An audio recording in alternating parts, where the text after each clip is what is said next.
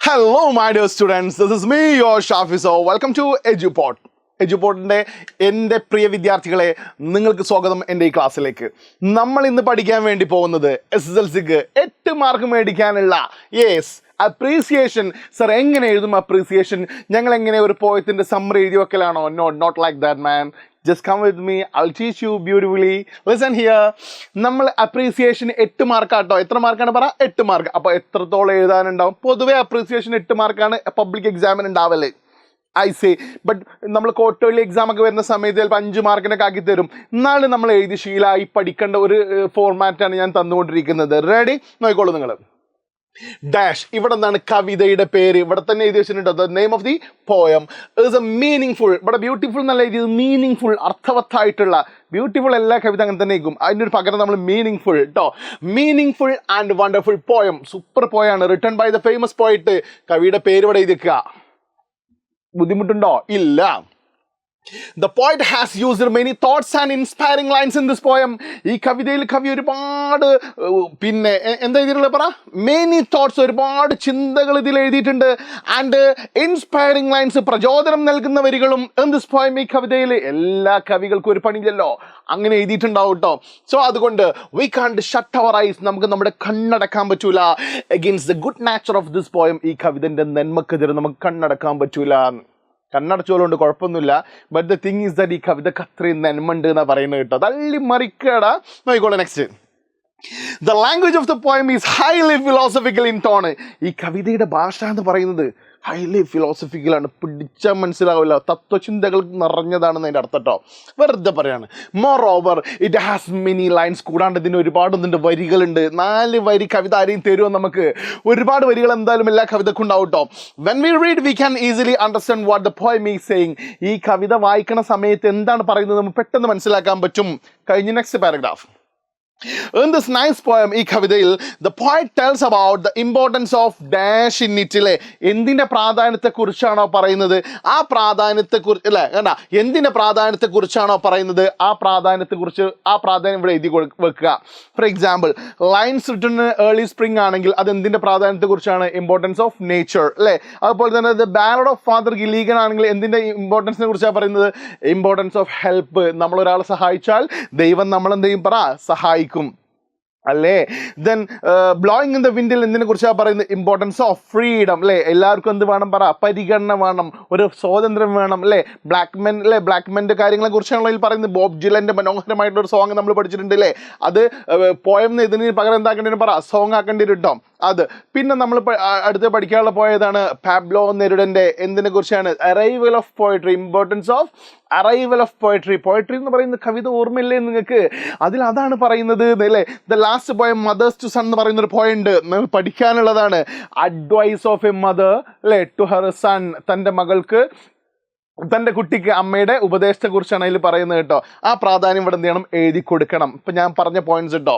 Then he clearly shows that, അദ്ദേഹം നമുക്ക് മനോഹരമായി കാണിച്ചു തരുന്നു. കവിതയുടെ ഒരു ചെറിയ സമ്മറി ഇവിടെ എഴുതി വെക്കുക.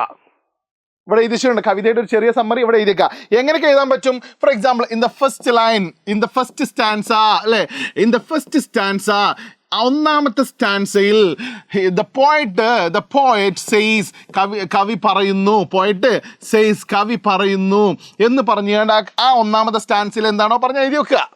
ദെൻ ഇൻ ദ സെക്കൻഡ് സ്റ്റാൻസയിൽ പോയറ്റ് എന്ത് പറയുന്നു, അങ്ങനെ സെക്കൻഡ് സ്റ്റാൻസയിൽ എന്താ പറയുന്നു അത് എഴുതി വെക്കുക. മനസ്സിലാകുന്നുണ്ടോ മക്കളെ? ബ്യൂട്ടിഫുൾ ആയിട്ട് അത് എഴുതി വെച്ചതിന് ശേഷം ലാസ്റ്റ് പാരഗ്രാഫ് ആട്ടോ. The rhyming scheme of the poem. Rhyming scheme അറിയില്ലേ മക്കളെ? AABBCC എന്ന് പറഞ്ഞ സാധനങ്ങളില്ലേ. നമ്മളൊരു പോയത്തിൻ്റെ ഒരു ക്ലാസ് ഉണ്ടാവും, അതിൽ നോക്കി കാണാൻ പറ്റും. റൈമിംഗ് സ്കീം ഉണ്ടാവും. AABBCC എന്ന് പറഞ്ഞ റൈമിംഗ് സ്കീം ഉണ്ടാവും. അല്ലെങ്കിൽ ABAB, ഡിപ്പെൻഡ്സ് അപ്പോൺ ദ കവിത കേട്ടോ. ഏതാണോ വോവൽ സൗണ്ടിൽ അവസാനിക്കുന്ന സൗണ്ട് അനുസരിച്ചുള്ളതാണ്. ടീച്ചേഴ്സ് നമുക്ക് വളരെ മനോഹരമായിട്ട് എടുത്തു തരലുണ്ട്. നമ്മളെ കവിതയിൽ നിന്നുണ്ടാവും, നമ്മളെ കവിതൻ്റെ ക്ലാസ്സിൽ നിന്ന് കാണാൻ പറ്റും, റൈമിംഗ് സ്കീം കാണാൻ പറ്റും. റൈറ്റ്. ദെൻ റൈമിംഗ് വേർഡ്സ് അറിയാൻ പറ്റും അല്ലേ. റൈമിംഗ് വേർഡ്സ് ആ റൈമിംഗ് വേർഡ്സ് എഴുതിക്കുക. അപ്പോൾ കാറ് ടാറ് എന്നൊക്കെ പറയുമ്പോൾ കാറ് ടാറ്. അതുപോലെ തന്നെ പിന്നെ വേറൊരു എക്സാമ്പിൾ പറയുകയാണെങ്കിൽ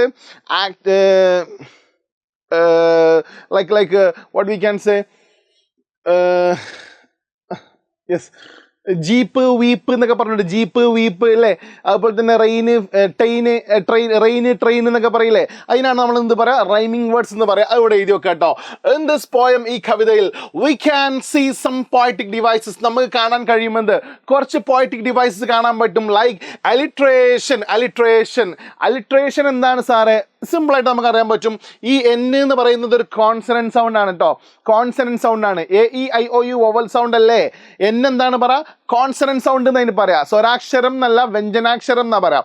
അപ്പോൾ ഈ വ്യഞ്ജനാക്ഷരം റിപ്പീറ്റ് ചെയ്ത് വരികയാണെങ്കിൽ, അതായത് ഈ കോൺസണന്റ് സൗണ്ട് റിപ്പീറ്റ് ചെയ്ത് ഒരേ ലൈനിൽ വരികയാണെങ്കിൽ, ഫോർ എക്സാമ്പിൾ പറയുകയാണെന്നുണ്ടെങ്കിൽ പിന്നെ റെഡ് റോസ് അല്ലേ, എന്ന് റിപ്പീറ്റ് ചെയ്ത് വന്നാൽ റെഡ് റോസ് അല്ലേ, റെഡ് റോസ്. അതിൽ എന്ന് ഒരേ ലൈനിൽ റിപ്പീറ്റ് വന്നാൽ അതിനെന്തെന്ന് പറയാം? Alliteration.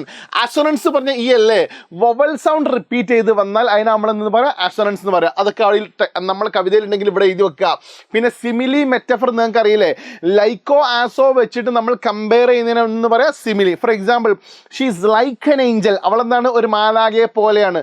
She is an Angel, അവളൊരു മാലാഖയാണ്, അതിനാണ് മെറ്റഫർ എന്ന് പറയാം. ഓക്കെ, ഡീറ്റെയിൽ വീഡിയോ നമുക്ക് വീണ്ടും ചെയ്യാം.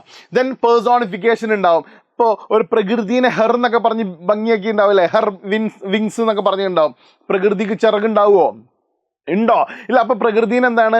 ഒരു നോൺ ഹ്യൂമൻ ബീയിങ് അല്ലാത്ത ഒന്നിന് ഹ്യൂമൻ ബീയിങ്ങിന്റെ ക്യാരക്ടറിസ്റ്റിക്സ് കൊടുക്കുന്നതിന് നമ്മൾ എന്തെന്ന് പറയാം? പേഴ്സോണിഫിക്കേഷൻ. അതായത് പ്രകൃതിനെ നമ്മളൊരു പെണ്ണായിട്ട് പരിഗണിക്കുന്നുണ്ടെങ്കിൽ അതിന് നമുക്ക് എന്ത് പറയാൻ പറ്റും? അവിടെ എന്താണ്? പേഴ്സോണിഫിക്കേഷൻ നടന്നെന്ന് പറയാൻ പറ്റും. അതിവിടെ എഴുതി വെക്കുക. ആ പോർഷന് ഹൈപ്പർബോൾ എന്ന് പറഞ്ഞാൽ പെരുപ്പിച്ച് കാണിക്കുക.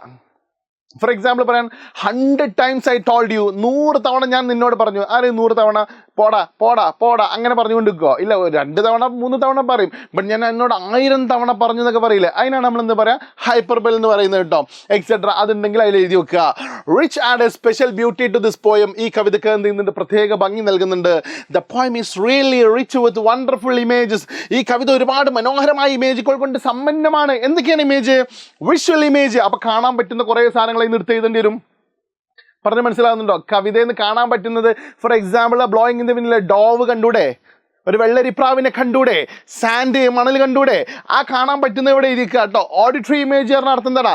കേൾക്കാൻ പറ്റുന്ന 1000 blended notes I could here, കേൾക്കാൻ കഴിഞ്ഞില്ലേ, എന്താണ് പറ? 1000 ബ്ലെൻഡഡ് നോട്ട്സ് എന്നൊക്കെ പറയുന്നത് കേൾക്കാൻ പറ്റുന്നതിനാണെന്ന് പറയാം ഓഡിറ്ററി ഇമേജ്. അതിവിടെ എഴുതി വെക്കുക. Etcetera. Ready. So my dear students, in short, ചുരുക്കി പറയുകയാണെങ്കിൽ we can simply say that, നമുക്ക് ചുരുക്കി പറയുകയാണെങ്കിൽ the poem is really wonderful. കവിത ഒരു രക്ഷയില്ല, അൽപ്പൊളിയാണ് കവിത, അൽപ്പൊളി കഴിഞ്ഞില്ല. The style of writing expressed by poet is amazing.